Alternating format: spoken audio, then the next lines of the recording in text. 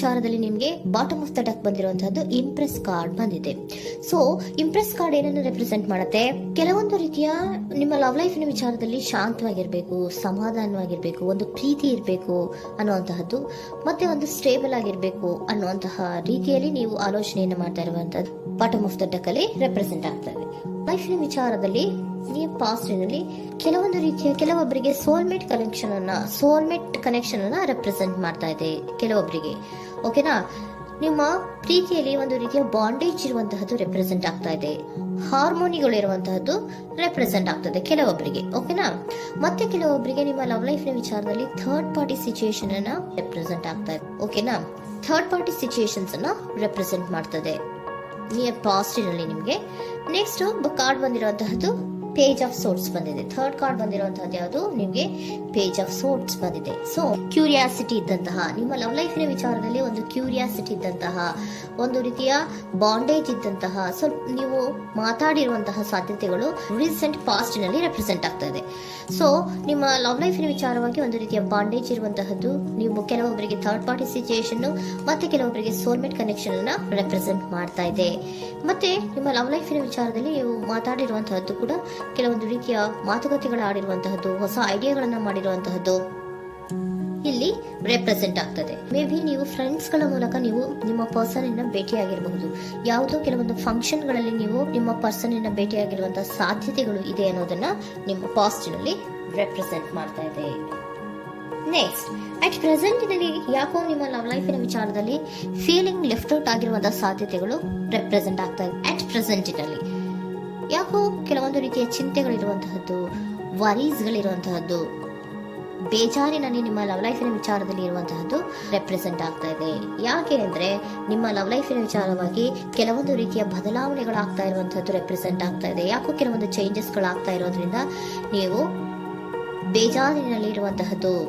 ನಿಮ್ಮ ಲವ್ ಲೈಫಿನ ವಿಚಾರವಾಗಿ ಯಾಕೋ ಪರಿಸ್ಥಿತಿಗಳು ಅಷ್ಟು ಚೆನ್ನಾಗಿಲ್ಲದೆ ಇರುವಂತಹದ್ದು ರೆಪ್ರೆಸೆಂಟ್ ಆಗ್ತಾ ಇದೆ. ಯಾಕೋ ಕೆಲವು ಬದಲಾವಣೆಗಳು, ಚೇಂಜಸ್ಗಳು ಆವಾಗಿಂದ ಆವಾಗಲೇ ಆಗ್ತಾ ಇರುವಂತಹದ್ರಿಂದ ನಿಮಗೆ ಬೇಜಾರಾಗಿರುವಂತಹದ್ದು ರೆಪ್ರೆಸೆಂಟ್ ಆಗ್ತಾ ಇರೋದು. ಮತ್ತೆ ಥರ್ಡ್ ಕಾರ್ಡ್ ಬಂದಿರುವಂತಹದ್ದು ಕ್ವೀನ್ ಆಫ್ ವ್ಯಾಂಡ್ಸ್ ಬಂದಿದೆ. ಸೊ ಕ್ವೀನ್ ಆಫ್ ವ್ಯಾಂಡ್ಸ್ ಏನಕ್ಕೆ ನಿಮಗೆ ಪದೇ ಪದೇ ಚೇಂಜಸ್ಗಳಾಗ್ತಾ ಇದೆ? ಆ ಚೇಂಜಸ್ಗಳಿಂದ ಯಾಕೋ ಕೆಲವೊಂದು ರೀತಿಯ ವೇರಿಯೇಷನ್ಗಳು ಆಗ್ತಾನೆ ಇರೋದ್ರಿಂದ ನಿಮಗೆ ಬೇಜಾರಾಗ್ತಾ ಇದೆ.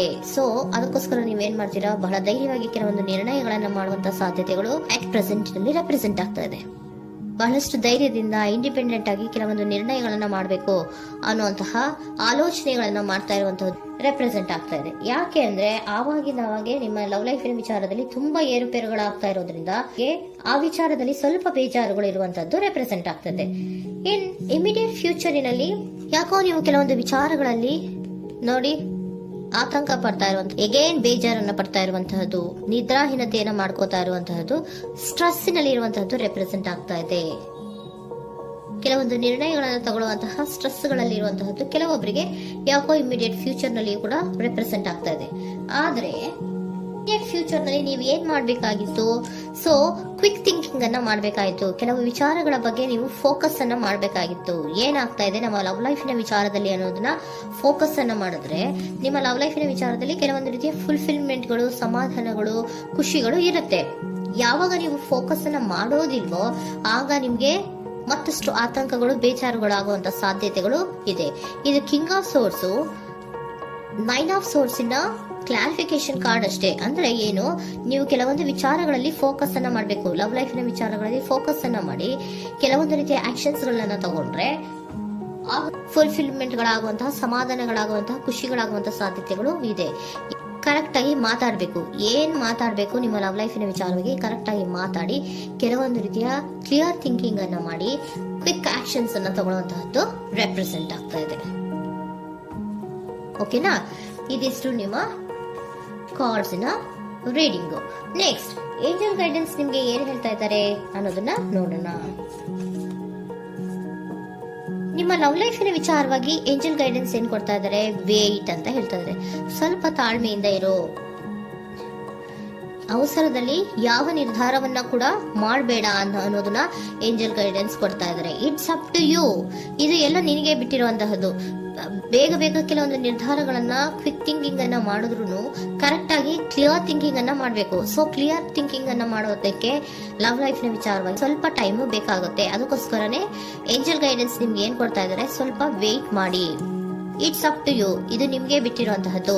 ಪರ್ಫೆಕ್ಟ್ ಟೈಮಿಂಗ್, ಕೆಲವೊಂದು ವಿಚಾರಗಳಿಗೆ ಪರ್ಫೆಕ್ಟ್ ಟೈಮಿಂಗ್ ಅನ್ನೋದು ಅಥವಾ ಡಿವೈನ್ ಟೈಮಿಂಗ್ ಅನ್ನೋದು ಬರಬೇಕು. ಆಗ ಕೆಲವೊಂದು ನಿರ್ಣಯಗಳನ್ನ ಮಾಡಬಹುದು.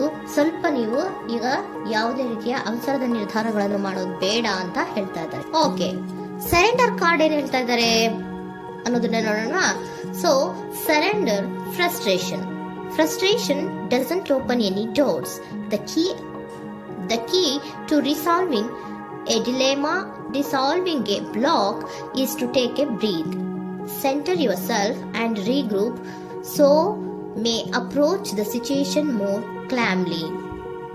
ಫ್ರಸ್ಟ್ರೇಷನ್, ಹತಾಶೆ ಅನ್ನೋದು ಮಾಡ್ಕೋಬೇಡಿ. ಹತಾಶೆ ಮಾಡ್ಕೊಳ್ಳೋದ್ರಿಂದ ನಿಮ್ಗೆ ಯಾವುದೇ ರೀತಿಯ ಹೊಸ ಐಡಿಯಾಗಳು ಬರಲ್ಲ, ಹೊಸ ಥಿಂಕಿಂಗ್ಗಳು ಬರಲ್ಲ, ಕ್ಲಿಯರ್ ಥಿಂಕಿಂಗ್ ಅನ್ನ ಮಾಡಕ್ಕೆ ಸಾಧ್ಯ ಆಗಲ್ಲ.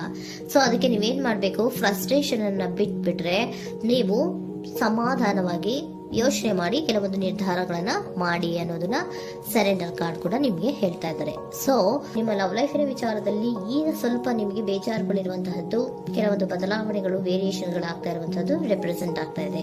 ಸೊ ನಿಮ್ಮ ಲವ್ ಲೈಫಿನ ವಿಚಾರಕ್ಕೆ ಫ್ಯೂಚರಿನಲ್ಲಿ ಕೆಲವೊಂದು ಆಕ್ಷನ್ಸ್ ಅನ್ನ ತಗೋಬೇಕಾದ್ರೆ ಸ್ವಲ್ಪ ವೇಟ್ ಮಾಡಬೇಕು, ಕ್ಲಿಯರ್ ಆಗಿ ಥಿಂಕ್ ಮಾಡಬೇಕು, ಅದರದಲ್ಲಿ ಆಕ್ಷನ್ಸ್ ಅನ್ನ ತಗೋಬೇಕು ಅನ್ನೋದನ್ನ ಹೇಳ್ತಾ ಇದ್ದಾರೆ. ಓಕೆನಾ?